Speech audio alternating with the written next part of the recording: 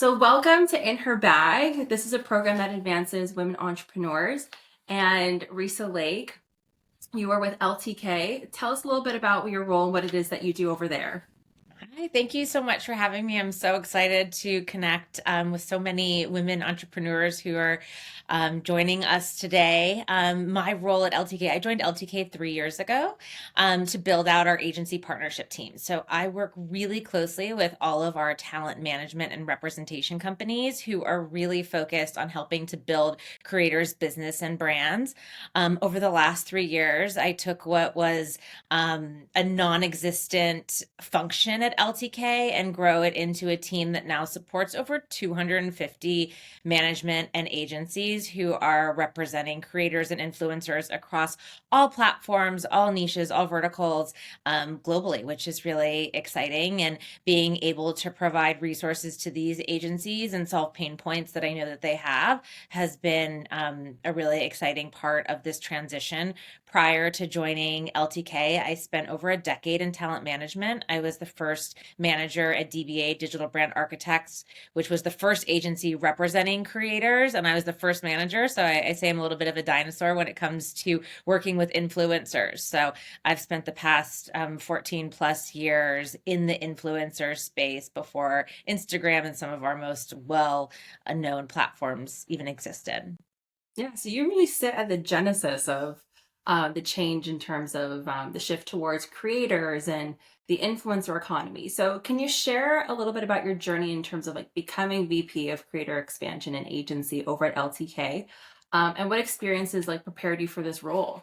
Yeah, so I would say that my career was definitely a non-linear path, which I'm sure many of the women on this listening today probably are feeling that same way of, I didn't necessarily have a plan put in place when I went to college of how I became a head of a creator agency partnership team when creator didn't even exist. But I started my career in traditional public relations in-house for a fashion designer and really fell in love with not only, getting my product in the hands of celebrities, which are today's influencers, but really helping to grow and build the profile of the brands that I was representing. I then went to an agency, and within my first 6 months, I realized that it was not the position and the opportunity for me. I ended up getting laid off the same day that I was going to quit, which for me as not even executive, but trying to move up in her career, it was definitely like a real big reality check. But for me, it was a huge turning point and opportunity in my career because I was able to actually go and get a job at a PR agency that I had wanted to, but they only wanted people with agency experience. So I feel like I had that moment in my career that was a little bit of a failure, which led to great success and opportunity. And during that time, a lot of my clients were not advertising in magazines, and it was at the time that magazines were shuttering, and I was trying to figure out, how do I fill up reports for my clients? How can I show that I'm doing a good job?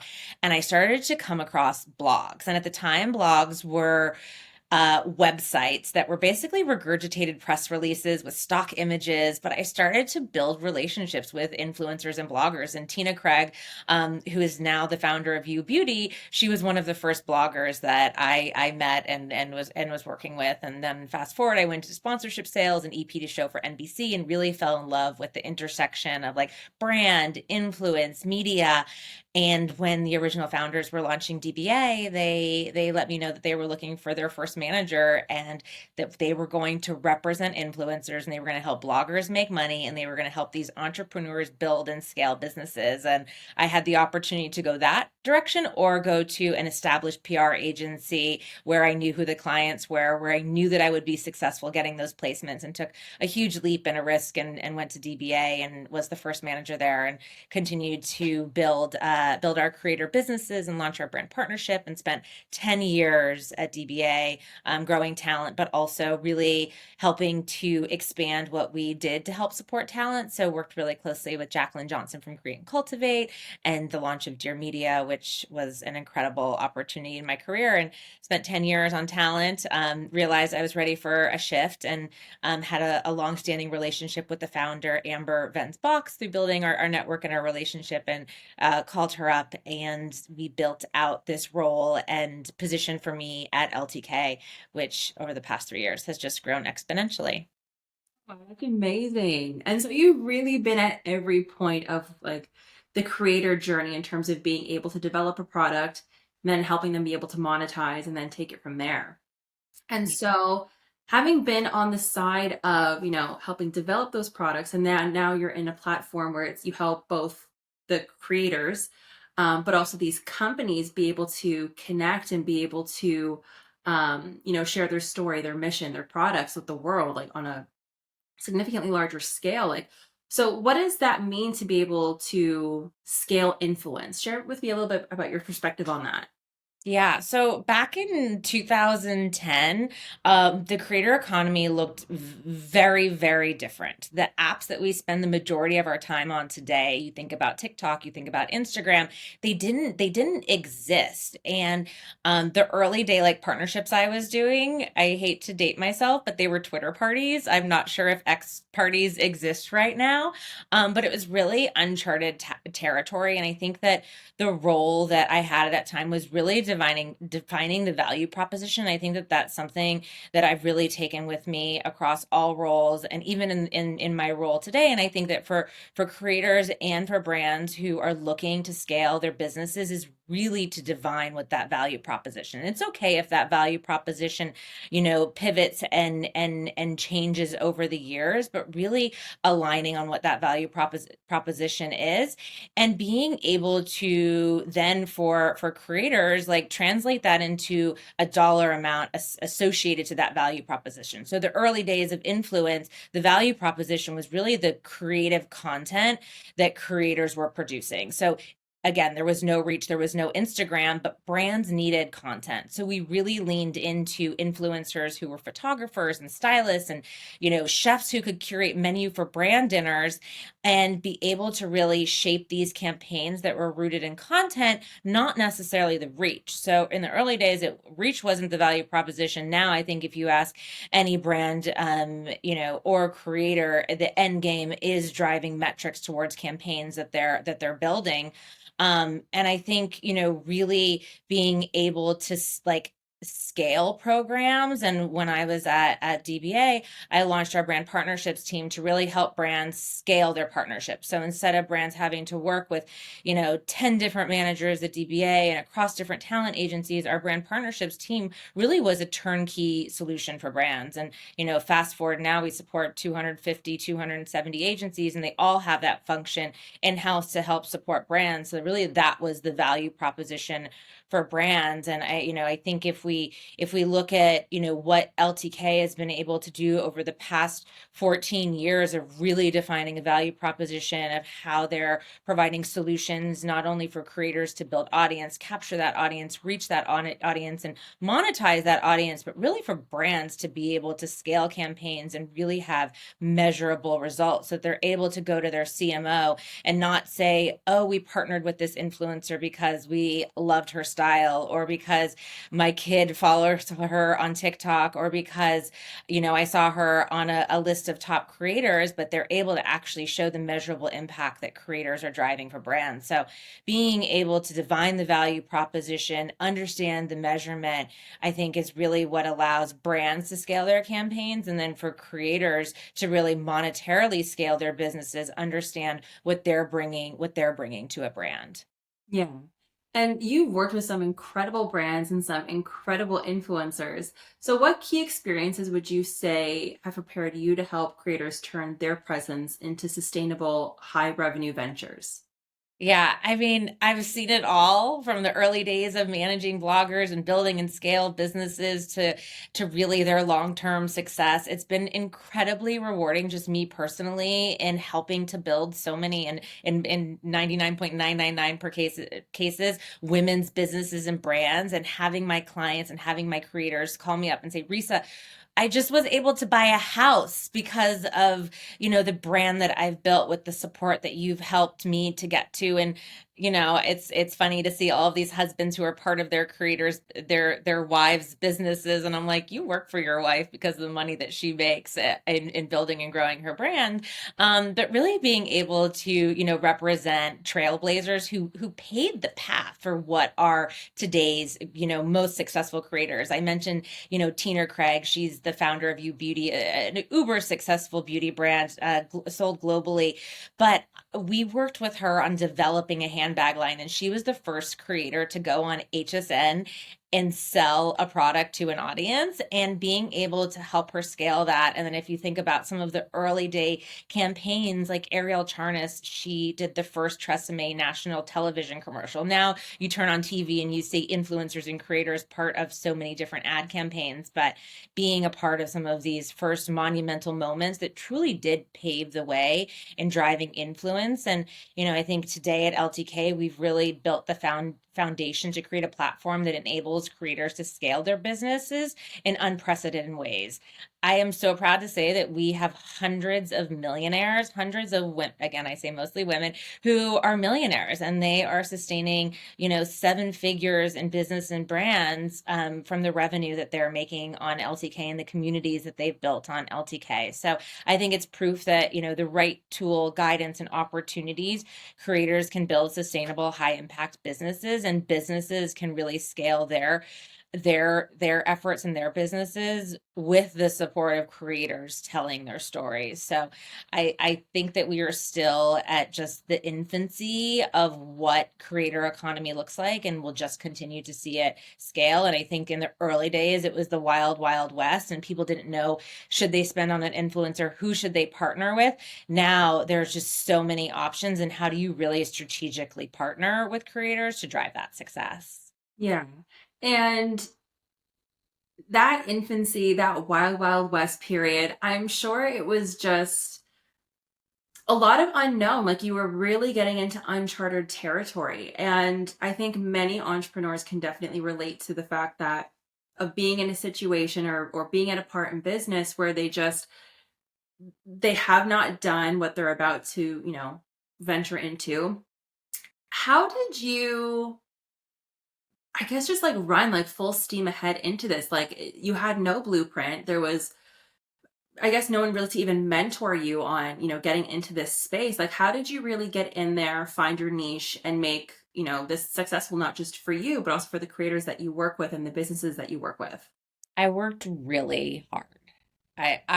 I put in the sweat equity because I truly believed in what we were doing. And I remember, sitting on, and at this time there were no influencer budgets. Dollars were not earmarked for influencer. I mean, even celebrities were not really being paid. They were not doing collaborations they are today. And I remember going through LinkedIn until 2 o'clock. And I'm not saying you should work till 2 o'clock in the morning, but I really hustled. And I was on LinkedIn till 2 o'clock in the morning, finding who I needed to connect with. Who did I need to talk to at these brands? And I'd sit down with my creators, my clients at the time, and ask for a dream list of brands. And then I would go spend time on LinkedIn finding, who do I need to talk to at these brands, and how do I get in there? And I think it was, really building that network. And we just wrapped up our huge kickoff at LTK Con, and there was a career panel, and someone on the stage said that your network is your net worth. And I wholeheartedly believe that. So I think really building the network of, who were the brands. And then I knew that my talent wanted to launch partnerships. Like, who did I need to know in the product space? I knew that my creators at some point would want publicists. Who did I need to know in the PR space? So really kind of like building out that web of influence of who I could go to. And, I'm a strong believer, especially as women, in building our bench. Like, I built my bench. I knew who I needed to go talk to help, achieve what I needed to do for my clients and for the brands that I worked with. And then simultaneously, like, I was a really great partner, and I wanted to position myself on other entrepreneurs and other creators' benches, so that when they needed help or assistance, I was the person that they called. And when I was first coming to LTK, our founder Amber, she phoned some friends to really, kind of do some digging on who Reesa Lake was, and she was concerned that I was just, going to be an agent, or that I didn't necessarily really understand the creator. And the things that they said, is like, I was the fairy godmother of creator and influencer, and that really came from me wanting to help support their businesses, beyond if that meant that I was going to make a commission or that it was going to impact my bottom line. I knew that I was going to help them build businesses. So I'd say build your network, like find your bench, use that web, use LinkedIn. Do not be afraid to ask for an introduction to someone and put in the sweat equity and put in the work. And I think it sometimes it goes lost. Like, be a good person. It's not that hard to be a nice person and to be supportive. It almost takes more energy to be an asshole. Oh, entirely. Exactly. And so something I definitely want to jump into is that so you started reaching out to people blindly at like 2 a.m. on LinkedIn. Now, in scaling influence, it's great to scale, but like before we even get to that launch point of even having something to scale, just starting with like bare bones, how were you able to convince companies that this was worth an investment? Yeah, I mean, it really went back to the value proposition and understanding what the pain point was of my customer at the time. And Yeah. I remember going into, brands' offices and PR agencies' offices. And if I went in and if I led with what I knew the value proposition was, I knew that these bloggers had reach. I knew that they could build community. I knew that they could drive sales for these brands. I knew this, but the brands weren't ready to hear it at the time. But what the brand needed is the brand needed content. The brand needed people to host events. They needed more like traditional like skills and offerings that creators could drive for those businesses, but they didn't know all of the additional added value that creator added. So I think it's really about knowing who's in the room and what it is that's going to make them have that aha moment, because your aha moment might not necessarily be theirs today. Maybe once you wrap up that campaign, you can share in a new aha moment, but finding out what that motivation is, because even if you are talking to brands, every different division of those companies have a different, KPI that they're driving for the brand. Some may be impressions, some may be sales, some may be brand lift. So being able to find like what's going to get them to the yes, although it might not be what is going to get them to the yes. Yeah, and I'm sure that even takes a lot of compromise. And so, with starting bridging those relationships and making those compromises, and then getting to the point where you've shown that the method there's method sorry, there's a method to the madness, that this is uncharted territory and it's worth the investment for them. So how long did it take for you to get from, okay, we're going to compromise so you can see the value here, to them signing on and being like, what, on your terms, absolutely, yes, we're in? It depended on the brand and the category of brand. I think that, kind of mass fashion and consumer and beauty brands were much more nimble. Luxury definitely took a little bit longer. But I think, being able to, be a partner that could take and be like a turnkey partner is what helped them come back. And then being able to, I think that brands are really hesitant to do something new. I remember early days, we were trying to get our brands on Facebook, and they're like, "Who? Oh, What brands are on Facebook? Why would I ever join Facebook?" And then we had to be like, "Look, this luxury brand is on Facebook," and they're like, "Okay, I'll join." So I also think it took like getting some really solid case studies to yeah. unlock like those bigger budgets, unlock those bigger opportunities, and then I think it was like we were starting to kind of get like press and momentum, and creator became influencer, interchange that word talent started to become a buzzword, and brands started to figure out, okay, like, what do I do with this blogger? How do I work with them? And I think it took a little bit of being able to actually show that it can be done successfully, and that maybe, a brand that you respect has also tried it, that helped us secure some of those bigger brands and budgets. And then it was really, how do we take, a one-off blog post and turn that into a brand collaboration? And I remember, doing the first nail polish collaborations with Estee Lauder, and it was with Lainey, who now runs Psy Beauty and also a successful business brand. But she in-house at Estee Lauder really believed in influencer and creator and the power, and she partnered with Cupcakes and Cashmere, Emily Schumann, to launch the first nail polish brand. So it takes a little bit of being able to find also that person within the brand or the agency that understands the value, and then how do you build the magic together? Yeah. And with that magic, bibbidi bobbidi boop, you are the fairy godmother of these partnerships and collaborations. So, what foundational steps would you say creators and businesses should take to begin scaling their influence effectively? Yeah, I think it's really about understanding what is your goal?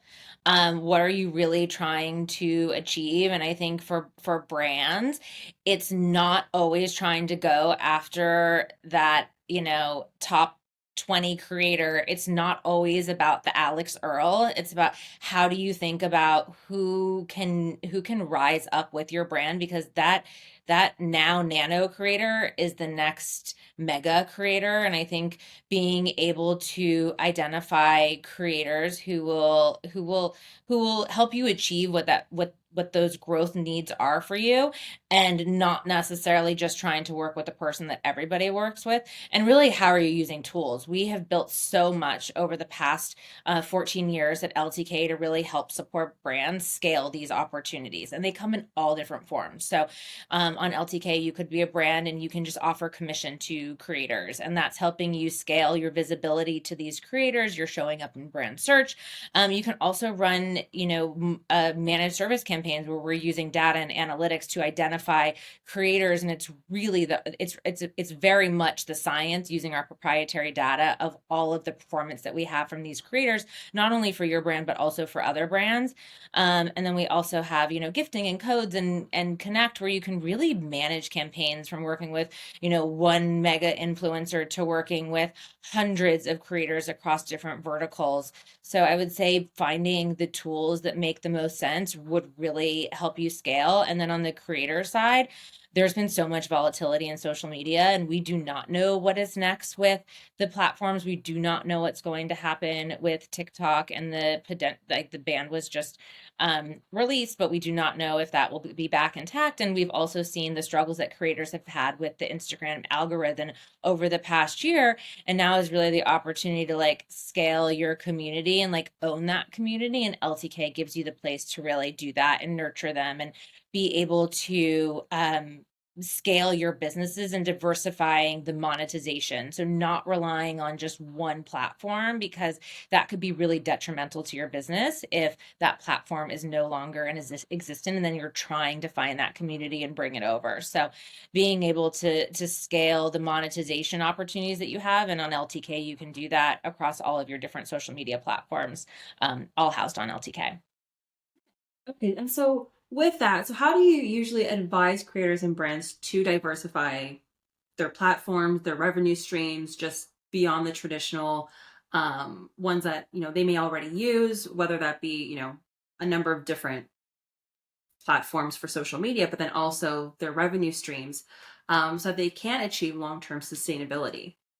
Yeah, I think it's really important to build relationships. I think that relationships are really the key to helping to scale these businesses, and for brands, it's really thinking about who's going to ultimately drive your business forward, and being able to build a strategy that is working with creators of all different sizes. And we're seeing a huge movement towards interest-based feeds, and I think for brands that's a huge opportunity. They don't just have to work with the 10 creators that are out there. And I think that for brands to diversify the types of creators, the types of platforms, where they are investing their dollars and their spend when it comes to talent, is really important. And being able to reach those different audiences and communities to expand, especially as we see, the different generations that are driving purchases. Gen Z is a massive driver of purchases. And for us, that's been a big area of growth and opportunity to scale, not only for, Gen Z creators, but also Gen Z audiences. So for brands, they should think about the same thing. How are they not only scaling their partnerships, but those audiences that they're trying to reach? And I think that for creators, how are they scaling, and how are they diversifying their content and where that lives? And also also from the scalability and the diversification, the monetization diversification. So thinking about what are the areas of opportunity that they can build revenue streams and they can essentially make money while they sleep, and how do partners help them do that? So a lot of what we've built at LTK is even like CRMs for creators. So creators are so reliant on their image and likeness and the content that they share on social media, and there's only so many hours in a day. How can they earn more while they sleep on the same content that they're already posting, that they have posted? So we've built out, price drop notifications, and we send newsletters on behalf of creators, and we are really optimizing the content that they're already posting. And we sent over 890 million messages to consumers on behalf of creators. So you think about these creators who are investing in building their teams, they essentially have a powerhouse team internal at LTK that is doing that on their behalf in a really, really strategic way. So sending out push notifications and newsletters, and being able to reach consumers where they're at. So whether it's in the app on their phone or whether it's at their desk in newsletter, we're really helping these creators scale their businesses.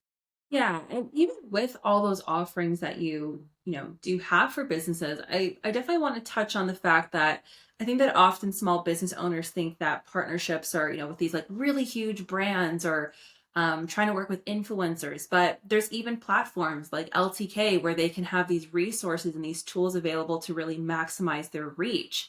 And so with that, how would you say an entrepreneur can get in touch with a company like LTK and just really build out a relationship there to really maximize their long-term goals? Yeah, I mean, you make such a great point. People don't really know where to start, and they don't know who to work with and how to do that. And, over, the years at LTK, we've really wanted to provide an offering that makes sense for all brands. We don't want brands to feel like they must have seven figures or six figures or five figures to invest in partnerships to be on LTK. Because for us on the creator side, we want creators to be able to go in and link to all of their favorite brands. So now we have over 8,000 brands, and within those brands are probably, I'm sorry, 8,000 retailers, and within those are probably, 2 million plus brands. But that means we needed to really expand what the offerings are for these brands. So for a brand, you do not have to invest in partnerships on LTK. You can just be a commission on sales brand. But then if you are thinking that maybe you want to test it out and maybe you want to try and identify creators in a vertical that you're looking to expand into, or a category that you're interested in, or certain consumers, or you're launching a certain product category that takes a really niche creator, we have tools that allow you to scale that. So you can search for these specific creators within our platform. And again, we're not just showing you creators that are a brand fit based on the characteristics that you're putting in. We're really looking at the sales data. So we're looking at creators who have driven for maybe your competitor's brand, or driven for your brand, or creators who have organically talked about your brand, and being able to kind of play matchmaker on a very, very, very small level when brands are just dipping their toe and trying to figure out how to run these partnerships. And then, creators are always looking for, and I'm going to, not necessarily the mega, the Alex Earls of the world, or, the Mariana Hewitts, but creators are looking to partner with brands, and whether that is gifting opportunities. So being able to pick a product from a brand and promote it organically.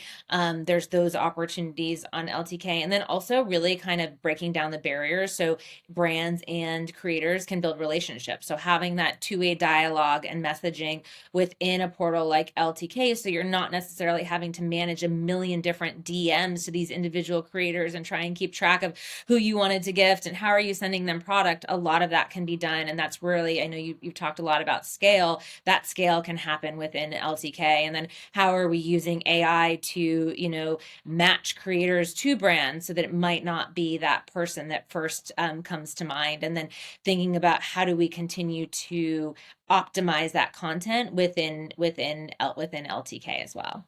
Yeah. And you've done a lot of incredible work in the companies that you've worked with to really be able to build out these platforms to offer these tools and resources for these, the creators and these brands to be able to really maximize on their efforts to just connect, just be able to create community. And a couple of things that we have mentioned between like, AI and TikTok is that there's kind of like a lot of like volatility in the world right now. And so it's taken a lot to be able to, shape the industry to where it is now. But what do you see as the most significant shifts shaping the creator economy in the next 5 years? Oh my gosh. Loaded question, no Oh pressure. my gosh. Well, like, I mean, video. I could say it a million times over. Short form video, long term video. I don't know. I was just in Houston with my family, and my sister's very familiar with LTK, and I was explaining it to my dad, and I was showing him, we were talking about TikTok and TikTok being banned, and he starts taking me into his YouTube Shorts feed and showing me all of these videos that he's watching. I'm like, okay, I have no idea who these people are, but good on you, Dad, for your YouTube Shorts. But I think that video is just going to continue to be, cemented as a format that we are continually consuming, and we are building a ton of new video formats to really help improve what that experience looks like on LTK and give creators a home for that entertaining video. I think for 2024, it was really about growing influence and was hugely validating for creators. I think we've really seen, like, 14 years ago, blogger was a dirty word. Now creators are recognized as it's legitimized as really being creators, power players to brands. And I think as we look at 2025, in addition to video, it's going to be really about like community ownership and building and growing those communities, as we see, reach disintegrate on Instagram, and creators not necessarily being able to reach their community. We really recognize that creators need a place for that home base where they feel like they can reach their audience, and when they push out a piece of content, that they know that that audience is going to be able to see that content versus a bunch of ads being served up by a platform. So for us, and I'd say for the creator economy in across the board, would be video and community. I think we're also going to see a lot more in interest-based community. I think that this year we saw a lot in kind of like the wags and like athletes and sports really rising within the digital landscape, and I think we'll see that across other verticals as well. Yeah. And even with developing like a multi-platform, multi-vertical strategy, I think the number one feedback that people typically get as small business owners is that they kind of feel like a little out of their shell. They feel a little awkward and uncomfy in trying to, create video content when they've never done it, or trying to create, thought-provoking, content on LinkedIn or Substack when it's something that they've never done. And so in developing these different platforms, how do you typically, encourage your creators and your brands to maintain their authenticity when getting onto these new platforms or stepping into this new area of content creation? Yeah. I think I mean, authenticity is the key to building, retaining, and growing community. And I think that I think in the younger generation, we see kind of like imposter syndrome, that you feel like you have to be like this next creator that you follow. But I think that there's a ton of opportunity, again, as we move towards like community-based kind of like feeds, is to really be uniquely your own. And I think the number one piece of advice I give is you just have to start doing it. And sometimes like this like perfectionism of building out the perfect strategy or the perfect feed or writing the perfect Substack then leads to procrastination. Like, oh, maybe I'll put it up tomorrow. I'm going to have more time to refine it tomorrow. I'm going to make it better tomorrow, which then leads to like paralysis, and that post never goes up. And then fast forward a week later, you're seeing that same content shared by a creator or by a brand, and there was like that missed opportunity. And I think that brands, it can almost be paralyzing because they don't know how to take that first step. So I would say really start with like building out, what does that content calendar, and what is your voice, and who are you as a brand? Are you a brand that embraces humor? Are you a brand that is like a little bit, are you a luxury brand and you only want to work with luxury creators? Are you a luxury brand that also is really interested in what's happening with like disruptive brands, and you're willing to align with brands that might not necessarily be in kind of like your price point, but also brands that are doing really cool things, and just starting to do it, get the post up, and it does not have to be perfect. And I think that even across, Instagram and social media and even LTK, like that super curated, polished photo that you once saw from a creator is not what is getting the most amount of likes. They want to see a little bit of like that disheveled lifestyle of what it's like being a real human. And I think, the brands that are able to kind of like enter the chat because they see an opportunity versus kind of staying quiet in the corner are the ones that will grow, and they will be considered the next disruptive brands, and they're the ones that are going to get the attention of creators. And I also think that for brands who are trying to figure out how to really build relationships with creators, like show up for that creator. If you work at a brand and you're really interested in partnering with Mariana Hewitt, the next time you see that she's hosting an event in your market, go to that event, go meet her. Don't just rely on the DMs. Show up there to support the creators that you're trying to build those relationships with. And creators are really also hungry for relationships. They don't want things to just be transactional. They don't just want to do a one-off sponsored LTK post. They'd rather be able to work with that brand over a longer term and create additional content. So having it not be as transactional. Yeah.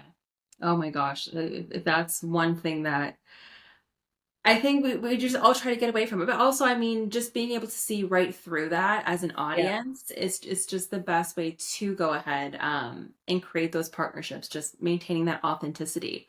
But okay, so one of my last questions for you, last two, is for creators looking to evolve into entrepreneurs, launching product lines, entering new industries, or scaling globally, what steps do you recommend they take to maximize their growth potential?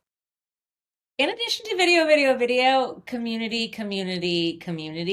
And Mhm. I think building that loyal community before you're even ready to launch that product, because then they're really invested in you. And I think that what we saw be really successful with, influencers who were building their own businesses and brands and outside of social media, so brick and mortar, is they really took the audience along on that journey, and they were a part of the process. So if somebody is thinking that they want to design an apparel line, like what are the price point is the audience comfortable with, and put this out to the audience. Like what's going to also like help you fill that gap? Like, do we need another white tee? Maybe we do if it's like completely innovative. But how can what you're doing fill a void within the market? And I think that for creators, it's making sure that you really do your due diligence on the partners that you're going to partner with, and make sure that you have the same vision as your partners. I've seen a lot of collaborations and brands where creators went into business with other partners and they did not have an aligned mission and vision, and it ended up in a really difficult dissolution of a brand. And I think it's important for creators to also understand like what is a new service or a product that they can provide, and knowing that it's also a huge time commitment to build these businesses and these brands, and being willing to invest that time. Like I just saw a creator who is closing down her brand, and I had a conversation with another creator who had launched an apparel line. She's like, oh my gosh, Reesa, this is so much work. I make so much money on my LTK than I do on this brand that I've built. But the future of having a standalone brand is really exciting. And I think that for creators, the ones that have been really, really successful, you think I mentioned Mariana Hewitt a few times, but when she launched Summer Fridays, it was one product. It was the jet lag mask. She did not come to market with 10 different products that you had to decide what you wanted. She filled a void in the market of one easy multifunctional product. And I think that Lauren Bostic from Skinny Confidential is another great example. Starts with one product and builds a brand, and then builds a brand around that product. So I'd say know who you're getting into business with. Make sure you do your due diligence on your partners. Like understand how your product will add value to whoever it's using, and bring your audience along on that process with you. Yeah. And last but not least, What are 3 tips you'd give to an entrepreneur when it comes to scaling influence? Well, my new favorite quote that I heard last week is your network is your net worth. Build meaningful relationships and build relationships when you don't need anything out of that relationship. I think that that is really important. And another kind of like going into that network is, if you are an entrepreneur or if you are, in a larger company, figure out how you can build cross-functional relationships. It's equally as important to have a really great working relationship and a collaboration with your internal team as it is your external customer and your external, creators that you're partnering with. Identify your influence early. The next, Alex Earl is just a scroll away, and don't feel like you have to work with the biggest names in the business, and start to identify people who you are really excited about and really passionate about. There's this woman, Roz, who I followed when she had like 15,000 followers. Now she has 500,000 followers. And if you go back to my DMs, like the amount of fire emojis that I sent her when she had 15,000 is probably more than I send her now when she has 500,000 followers. But I'm like, wow, this woman really, really has something and she's incredible. And engage with your community and build loyalty. It's all about the community that you have, how you engage with them, how you give back to them as creators. Like it's a service business. You are constantly being asked, what is that product? Where should I go? Where are you staying? What's in your kid's lunchbox? Like, what are you wearing? What hair product did you use? Like, you're in a service business to give back to this community. How do you continue to do that? And continue to diversify how you're building that community, and I would say really doing it on a safe place like LTK. Okay, well, thank you so much for joining us.